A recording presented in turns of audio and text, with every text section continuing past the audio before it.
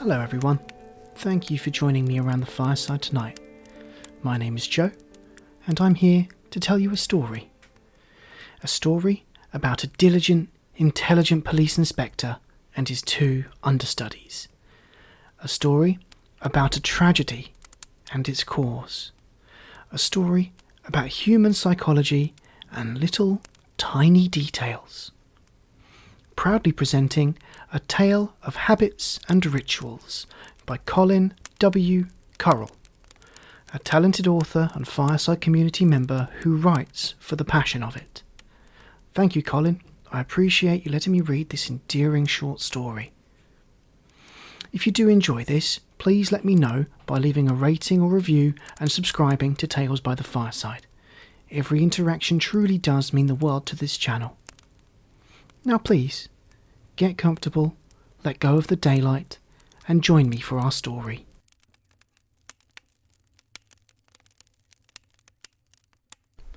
A Tale of Habits and Rituals by C. W. Currill. Welcome to Bristol Nick, C Division. I am Detective Constable Tompkins, and you are? Tompkins said as he held out his open hand in the time-honoured way of greeting someone for the first time. Policewoman Constable Dawn Evans, Evans said as she tentatively extended her hand to touch Tompkins' hand as if Tompkins' hand were diseased. She quickly drew it back. So, local girl then? From Bristol City, my lovely, said Tompkins.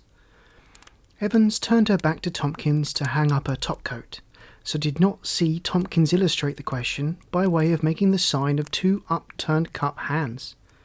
Unfortunately, Evans turned and caught Tompkins in the now politically incorrect act. Any more stunts like that, DC Tompkins, and I'll report you. And I'm from Pembroke, South Wales. No offence meant, it's just a joke like. Anyway, is that county, town or dock then? Pembroke Dock, actually, if you must know. Ah, right then. I now know where you're coming from, said Tompkins as he picked up his mobile and said, Char. Char, the mobile echoed back, and it instantly dialed the home of his boss, Detective Inspector Charles Harold Andrew Ridley. Good morning, said Tompkins, looking out of the window, his back to the office door, so he didn't see D.I. Ridley enter the office. Is Inspector Ridley there, please? He asked of his mobile. He's here. Who wants him? Ridley said, as he hung up his coat. Tompkins swivelled round the instant he heard his boss's voice. It's okay, I found him, thank you, bye. He terminated his call. Who were you speaking to? Said the inspector, as he made his way quicker than usual to his desk, fearing he already knew who. Well, I've got this new mobile, and I thought I'd try it out. So I rang your own, Gov. You did what? After all I said about... The phone on the inspector's desk rang. Saved by the proverbial, mouthed Tompkins to Evans, who was still standing by the coat stand. Yes, dear. No, dear. No, I'm all right, dear. Yes, it was my assistant Tompkins asking after me. Yes, it's nice to have such a thoughtful assistant, said Ridley, trying to calm the caller, Mrs. Ridley. To say that Mrs. Ridley was overprotective of her husband was the understatement of the century, and the reason Ridley had repeatedly refused a police-issue mobile phone. Ridley replaced the receiver, shook his head, and sank back into his recycled executive high-back leather chair. Not standard issue at Ridley's level, but one he rescued from a skip when the DCI's office was refurbished, much to the chagrin of Detective Chief Inspector Willis, Ridley's boss. Ah, boss, this is WPC Dawn Evans. She's joining us, I think, said Tompkins, in a desperate attempt to move the conversation on. Ridley lay back in his chair and stared at the ceiling. What do you mean, Tompkins? You think she's come to join us? You know, for someone who wants to make a career as a detective, you demonstrate an alarming lack of skill in the departments of investigation and interrogation, said Ridley. No worries, boss. Leave it to me, said Tompkins, eager to quiz the nubile new recruit. Oh, but I do worry about you, Tompkins. Right, miss, come, Take a seat at my desk and let's start with your name, said the inspector as he eased himself upright. WPC Dawn Evans, sir, and it's Ms., sir. Tompkins, fetch us a cuppa. My usual 3 sugars, please. Not for me, sir. Just a cup of hot water. I have my own herbal tea bags, thank you, said Evans. Who's for a sausage butty? Who's in loads of red and brown sauce? Asked Tompkins. No, thank you, and I'll hazard a guess that it's vegetarian butties for WPC Evans, and to my recollection they're not, as of 4:30 yesterday, on the canteen menu yet. So cut along, Tompkins, and you can eat your sausage butty in the canteen, said the inspector, who obviously wanted a private chat with WPC Evans. Excuse me, sir, if it's a formal interview, I have the right for a female officer to be present, said Evans. Quite right, Evans. And if this was a formal interview, I too would have the right to the presence of a representative of my choice, male or female, and a stenographer to record our every word, cough and fart. No, WPC Evans, this is informal for both our sakes, said Ridley. Evans stifled a giggle. Ah, a sense of humour. I did wonder after reading your file. That was when I was asked, and I do mean asked, not told, if I would have you on my team. All traces of humour drained from WPC Evans' face. I know where you come from, in a manner of speaking, so I thought, let's have this little chat off the record, so you know where I'm coming from, said Ridley. Ridley pulled himself forward in his chair and leant on his desk. Evans, I love my wife. I love my daughter, and I show that love in what some people might say are affectionate and charming ways, whereas others see it as not politically correct. Familiar with that phrase, are you, WPC Evans? Yes, sir, I should like to say, Evans started, but Ridley interrupted. I expect you would, but I haven't finished yet. If I put my hand on your shoulder or your arm, it's a sign of friendship or caring. And if I call you ducks or dear occasionally, again, it's a sign of friendship and caring. As for calling you my lovely, get used to it, because here in the West Country, 'tis part of the English language, my lovely. Am I making myself clear, WPC Evans? Yes, sir. Good, because I wouldn't want you thinking that all senior police officers are the same and that all senior police officers are out there to sexually harass their subordinate female officers. You'll have no need to cry harassment, wolf, or anything else whilst you're under my wing. Have I made myself doubly clear, WPC Evans? The inspector then extended his hand. Yes, sir, as crystal, said Evans as she shook Ridley's hand. Good. Welcome to Bristol. May your stay be prosperous. Any problems you have, work or home, come and talk to me. Now, go and see where that Tompkins has got to while I make a call or two, and then we'll do the paperwork as it's Friday and call it a day. My weekend off too, so I'm looking for an early getaway today, said Ridley. 5 minutes later, Tompkins and Evans returned from the canteen. Tompkins gently placed the mug of tea in its allotted space on the inspector's desk. There you go, Gov. I've shown it the milk and infused it with 4 sugars, just how you like it, said Tompkins. No sugar, son, only saccharin, says Mrs. Ridley. Ridley winced. Good for you, sir. It's never too late to change, said Evans. Chapter 2. Young Gemma hopped and skipped the short distance from her home at number 49 Stafford Road, Bath, to number 83, the home of her widowed grandfather. It was Saturday and her 7th birthday, her first birthday to fall on a non-school day. Previous birthdays had begun with Gemma's mother reading through the cards whilst manoeuvring Gemma's father and her 2 brothers through the morning ritual of bathroom and breakfast. Present opening had always to wait until school was over and the family were all together in the early evening. But this Saturday birthday was different and special. No school for Gemma and her brothers, no work for her father, and a leisurely start to the day for her mother. The stone floor of the vast basement kitchen was strewn with coloured boxes. Gemma tore at the delicate silk bows on the beautifully wrapped gifts as her mother dutifully opened the cards and read the messages to the ether. Gemma tugged her nightdress off and then serenely stepped into her new pink dress. Next came the shiny new red shoes with silver buckles. Then she began to twirl round the large oak kitchen table. Mummy, can I be excused my morning bath and breakfast so that I can go and show Grandad my new dress and shoes? Oh, please, Mummy, please. Please, Gemma begged. Her mother didn't answer, but instead looked first at her husband, then to her 2 sons. All 3 had smiles on their faces. The brothers goaded their mother to excuse Gemma, as it was, after all, her birthday. Even Gemma's father added, "Just this once." "Very well, young lady, just this once. We will hold breakfast until you come back, and the bath will have to be taken before your party this afternoon. Off you go. Remember your brothers will be watching. Boys, watch your sister from the window," ordered Gemma's mother. Having promised not to be gone too long, Gemma set off skipping and hopping on the short trip from number 49 to number 83, whilst her brothers dutifully watched her from the sitting room window. "I thought your father would have joined us for breakfast as it's his favourite granddaughter's birthday," said Gemma's father. "No, he's not feeling too special at the moment, darling. Later, perhaps, for the birthday tea, if he's up to it. We'll see." Gemma saw her grandfather sitting in his usual place by the window as she reached for the latch on the wooden gate.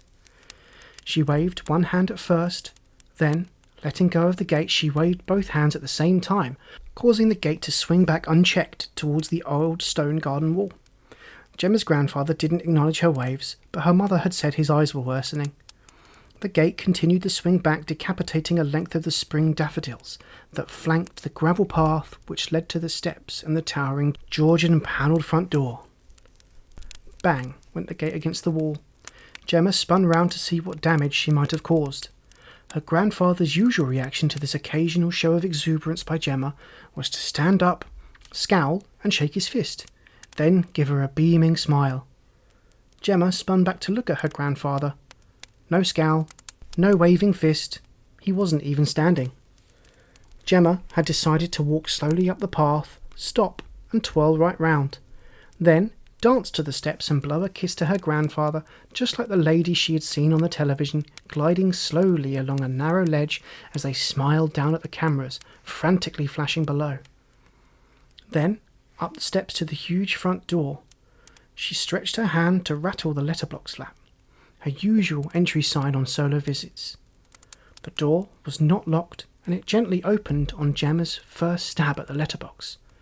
She went with the door as it slinked back into the shadows of the oak-panelled hall. Grandfather, it's my birthday. I'm 7 today, and I haven't washed yet," Gemma shrieked as she regained her balance. Her new, leather-bottomed, red shoes clacked across the polished, wood-tiled hall floor up to the double doors of the library. She gave the brass handles a gentle push. The twin oak doors swung slowly, obediently open, leaving Gemma lit by the sun's early morning rays as she stood framed in the doorway. Grandfather, look at my new pink dress and red shoes Mummy and Daddy gave me for my birthday. Look, Grandfather. Her grandfather didn't look. Gemma walked across the Persian carpet, her new leather-soled shoes unable to grip, and then, as she reached the table by her grandfather's chair, her right shoe gripped as if it were glued to the carpet. Gemma looked down and saw a discoloured patch. She knelt and felt the pile. It was soaked. Her eyes were drawn to the pie crust table next to her grandfather's high, Windsor-backed chair. Gemma sidled round to face her grandfather and began to relay the list of birthday presents and cards she had received. A teacup was on its side. The square-cut glass whisky decanter was also laid on its side, the level now below the open neck. A brown bottle, topless, with its white sweetie-like contents strewn over the table, was also on its side. Gemma was, by now, chattering at flat-out Gemma speed, which usually made her grandfather plead for her to slow down. But he made no plea this time. Gemma stopped recalling the list of presents. Silence filled the air, and her grandfather remained stoic. Exasperated Gemma gripped her grandfather's right shirt sleeve and shook it hard. The cufflink was undone, and his arm wobbled and fell from its place of rest. The weight of the arm wrenched the sleeve from Gemma's fingers. The sun's rays struck the silver buckles in Gemma's red shoes and ricocheted up into her grandfather's eyes to reveal a fixed glaze. Where's my birthday card, Grandfather? Where's my present, please? Are we going to have some tea and biscuits as usual? I know I'm early this Saturday and Mummy's not with me. Shall I go and fetch her, Grandfather? Her grandfather remained silent. Right, I'm going to fetch Mummy to make our tea. That said, Gemma raced back to number 43. Chapter 3. Nobody in their right mind looks a gift horse in the mouth, and Inspector Ridley was no exception. But the solicitor's letter addressed to his wife asking her to contact them, where you will learn news to your benefit, had made him more than a little suspicious. That was because he had spent his working life sparring with the good, the bad, and the downright despicable solicitors throughout the counties of Avon and Somerset. Mrs. Ridley's visit to the solicitors was on her own, as her police inspector husband did not want to be seen visiting this solicitor on anything other than official police business. The gift horse came in the guise of a house in Bathwick Hill, Bath. This road led out of the city on the south side and up the hill to the university. Its 3- and 4-storey Georgian homes were testament to their owners having made it, and so the Ridleys made it to Bath. Ridley eased the paint lid open, stirred the contents, loaded the brush, and steered it towards the window frame. Suddenly, the trumpets at the beginning of William Tell Overture shattered his concentration. Mobile phones, said the shaken Ridley. The mobile and its ear-piercing ring were the choice and gift of Mrs. Ridley, his wife of 32 years, on their move to Bathwick Hill. Yes, Tompkins. It was his youthful and ever eager to please assistant Tompkins. Right, as it's females involved, bring WPC Evans. She's done the courses, now's her chance at the practical. But don't let her in till I had a little chat with her outside. On arriving at number 83 Stafford Road, Ridley was briefed by the first officer on the scene. He then took Evans by the arm, not very PC, but very Ridley, to one side, and briefed her on what to expect on seeing a corpse. The inspector's quiet tones made it more like a fatherly chat. What a birthday surprise for the child, Ridley rhetorically asked. I bet the little girl was scared stiff when she found her poor old grandad dead, eh, Gov? Said Tompkins. No, son, I doubt if she's discovered many dead bodies in her short life, said Ridley. What, you mean she weren't frightened or weren't upset at all, Gov? That's right, Tompkins. Little Gemma came to visit her grandad on Saturday morning as usual. Only this Saturday was special. It was her birthday, so she came, on her own, earlier than normal. She was expecting her grandad to wish her happy birthday, but he didn't. She was expecting to be given her presents, but she wasn't. She didn't even get a card. She got nothing. Ridley stopped and took a deep breath. Now that's 3 of her expectations unfulfilled. So why did she go back to get her mother? Why didn't she start looking for the presents and card herself, Gov? Pursued Tompkins. That's it, son. Keep them questions coming, but do stop for a breather now and again so I can answer them for you. Tompkins took the hint and obediently took a few deep breaths. Because, Tompkins, 7-year-old little girls with fixed expectations on their minds don't like to be disappointed. So, you two, I submit little Gemma's 4th and regular Saturday expectation. A cup of tea and biscuits, said the inspector as he walked into the hall. Tea and biscuits, sir? What, like tea and sympathy? Said Evans. No, Evans. Tea and sympathy will come later. The inspector stopped abruptly and turned to his young 2 assistants. No. You see, what Gemma had every Saturday morning was a cup of tea and as many biscuits as she could eat with her dear old grandad, whilst her mum did a bit of housekeeping. It was a shared treat, a ritual, you might say, and her mother's role on these Saturday morning visits, Evans, was to make the tea, bring in the tray, then leave Gemma and her grandad to chat away in the library. So, not wishing to be disappointed a 4th time, Gemma went back to fetch her mother to make the tea. No, Tompkins, little Gemma wasn't scared stiff, just disappointed, thank the Lord. Come on, you two, let's get started, said Ridley, as he led Evans and Tompkins. I know you know, but I'll say it again. Don't touch anything. SOCO's on the way. Search with your eyes and get your mind working on what you see, said Ridley. All 3 scanned the scene before them. The truth was there waiting to be unearthed. After 20 minutes, Ridley posted Evans by the bookshelves and Tompkins at the library door so they could watch, listen, and learn. Okay, we're all set. Tompkins, wheel in our first interviewee, please, who, I think, if I'm not mistaken, is Gemma's mother. Tompkins, about turned, marched dutifully back into the hall and asked Gemma's mother to enter the library. Right then, Gemma's mum, come and sit down here. Tompkins, organise Gemma's mum a nice cup of tea, Ridley asked Tompkins. No sugar, thank you, said Gemma's mother in an authoritative tone. Sorry, Gemma's mum, it's compulsory when you've had a shock, Ridley retorted. I'm okay, Superintendent. Without sugar is fine, and would you please call me Mrs. Granger?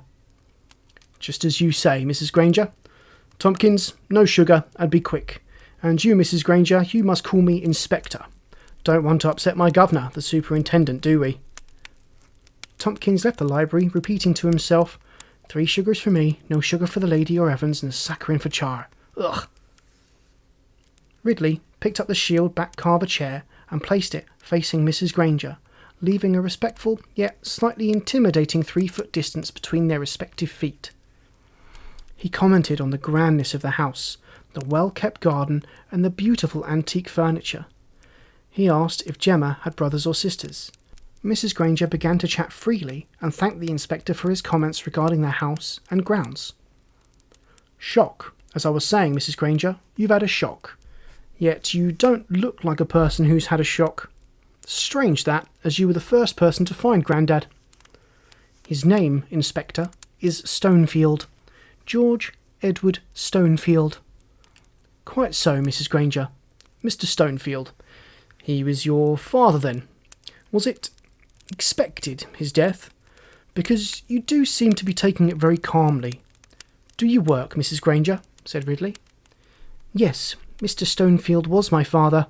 Yes, Mr. Stonefield's death was expected, and yes, I do go out to work.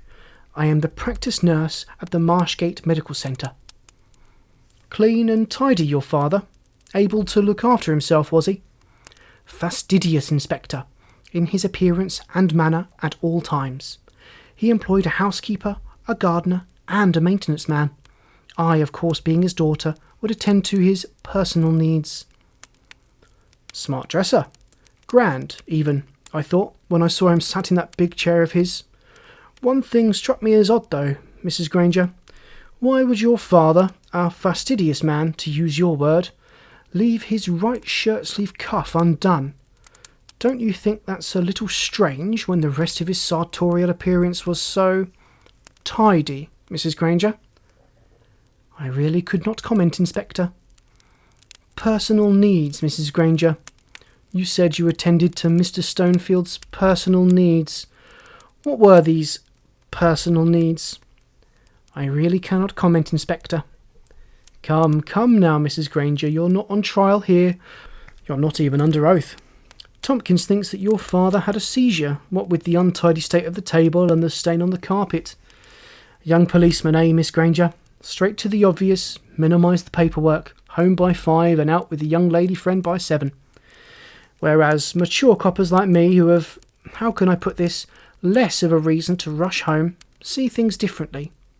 I like to take my time, to look beyond the deceased octogenarian body presented to me. Mr. Stonefield's health, good was it, Mrs. G? As an employee of the medical practice my father attended, I cannot comment, Inspector. You will have to ask his doctor. Oh, I will, Mrs. Granger. So will the coroner at the inquest, who will also have a report from the police doctor who is arriving at any moment. The police doctor will carry out an autopsy to back up his preliminary examination, but before he arrives, I should like to return to the cufflink. The undone cufflink. Tompkins came to a halt in the library doorway, balancing 4 mugs of hot tea in his hands. The sun's morning rays were now searing through the tall library window, pouring round the inspector and hitting Mrs. Granger full in the face. Evans had become riveted to the spot and hadn't noticed Tompkins' hot mug balancing act. Then Inspector Ridley paused and brought himself forward from the comfort of the carver chair. He looked Mrs. Granger full in the face, locked his eyes onto hers, and said slowly and softly, Mr. Stonefield's tie was knotted and straight. His waistcoat was buttoned up, except the bottom button, of course. His trousers were secure, and he was wearing a fine pair of highly polished, laced, and tied brogue shoes. So, why was Mr. Stonefield's right shirt sleeve cufflink unfastened? I must ask you again, Mrs. Granger, what was the nature of these personal needs you performed for your father? And this time, I must insist you tell me, Mrs. Granger. The room fell silent. How could the inspector be so cold and heartless to a woman who's just lost her father, thought Evans. Tompkins also thought that Char had gone too far this time. After all, wasn't Mrs. Granger, the victim's daughter, also a victim in a way, Tompkins thought. Mrs. Granger was caught, transfixed in the rays of the sun. "Oh, Inspector, it is so unfair." Mrs. Granger's eyes filled to the brim, then tears spilled out, down over her cheeks. The two young officers simultaneously attempted to speak. Instinctively, Ridley put up his hand. The officers froze instantly. "My father had been an honest and generous man to everyone he had encountered throughout his life. Why, then, should he have to suffer so at the end?" She stopped and wiped her tears. "Especially if, as a nurse, I could help ease his pain." "Blimey, Inspector, you've cracked her. You deserve a medal." Tompkins' outburst, heightened by the hot mugs he was carrying, shook the room. "Yes, I have, Tompkins," said Ridley, his eyes still fixed on Mrs. Granger, who had sunk her head into her lap. "But no medals, Tompkins. There's no satisfaction in cracking this type of crime." Ridley moved to sit beside Mrs. Granger. He beckoned to Evans to come forward. She did not move and stayed fixed to the spot. "Policewoman Constable Evans, would you please escort Mrs. Granger to the station? She's ready to make a statement." Evans snapped into the action at the sound of the inspector saying her official title, like an angry parent calling a naughty child by its full name. "I had the old boy down for heart attack. How did you know it was murder?" said Tompkins, who now saw the other victim in a totally new light. "I don't, Tompkins," said Ridley. "It's not for us to say it's murder.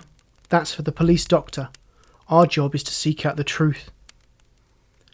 Mrs. Granger, I should like you to go with WPC Evans. Look after her, lass. She's definitely had a shock." The inspector turned to Tompkins, took a mug of tea, and gulped non-stop until it was empty. "Oh, I needed that," said Ridley. "All right then, boss, if you don't know it was murder, how do you know it wasn't a heart attack, or a blood clot, or a massive stroke? Why do you keep on at Mrs. Granger like that?" "Now, Tompkins, look, listen, and learn, son. See that little pie-crust table? It's too close to the chair," said Ridley, as he walked Tompkins back to Mr. Stonefield's chair. "Look 3 inches to the left. See the indents in the carpet? That's where it normally stands." "I see it now, boss, now you've pointed it out. I couldn't see the marks before because of the pattern of the carpet," said Tompkins. "You couldn't see the marks before because you weren't looking at the carpet. All you could see was an elderly gent flaked out in a chair. Therefore, he must have had a heart attack," Ridley said obtusely. "But that table had been moved nearer to make it look like Mr. Stonefield had knocked over the teacup, decanter and bottle. Bet the lads from SOCO find Mrs. Granger's prints and not Grandad's on the cup.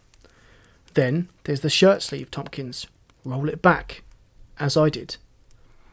The DC did as he was told and gingerly rolled up the sleeve.